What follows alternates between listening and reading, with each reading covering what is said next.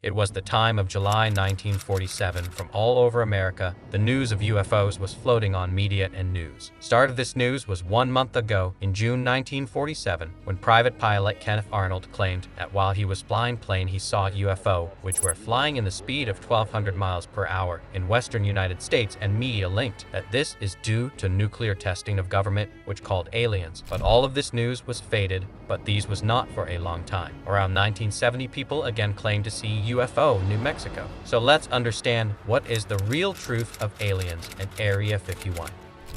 A boy named as Matty Roberts created a Facebook event named as Storm Area 51. They can't stop all of us. This event is created as a fun event, not for real, but people think that it was a real event, and about 2 million people marked their attendance in this event. But next day, FBI was at the doors of Matty, and Matty said sorry to United States government. But even if people decided to invade Area 51, they could not do it. BQ's Area 51 is located in the middle of a desert where nothing is available. A 155 miles highway passes through this desert where no gas station or any food is available. Only thing available is a village named as Rachel, and fun fact, its population is just 54 as of 2019. Not 5,400, not 540, just 54. This is because Area 51 is the largest government-controlled area, about 12,000 square kilometer, main Nevada test and training range, and another area is controlled near it named as Nevada Test Site, where nuclear weapons were tested in 1950 to 1990. But what's about aliens and UFO?